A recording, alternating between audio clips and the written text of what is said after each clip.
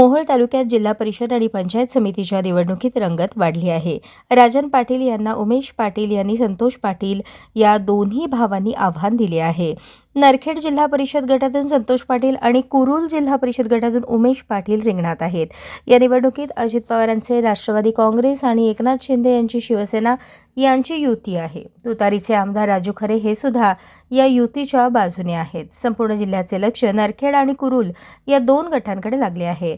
संतोष पाटील यांनी नरखेड भागात सीना भोगावती कालव्यासाठी मंजूर केलेला निधी हा या प्रचारातील प्रमुख मुद्दा आहे। त्याचबरोबर मागील 8 वर्षांमध्ये जिल्हा परिषदेतून उमेश पाटील यांनी केलेली विकास कामे या जोरावर संतोष पाटील मते मागत आहेत।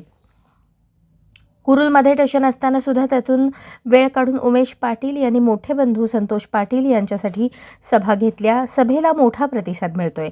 या सभेमध्ये उमेश पाटील यांनी माजी आमदार राजन पाटील, त्यांचे चिरंजीव बाळराजे पाटील, माजी आमदार यशवंत माने यांनाच टार्गेट केले। गेल्या पावसाळ्यात सीना नदीला महापूर आला होता।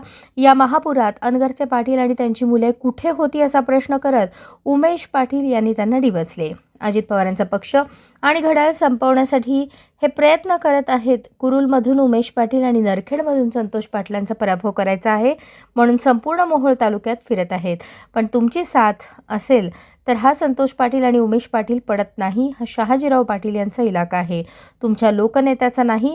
आमच्या इलाक्यात तुमची दादागिरी चालू देणार नाही असा इशारा त्यांनी दिला। अशाच नवनवीन अपडेट्ससाठी जनता राज्य न्यूज चॅनलला सबस्क्राईब करा, लाईक करा आणि शेअर करायला विसरू नका।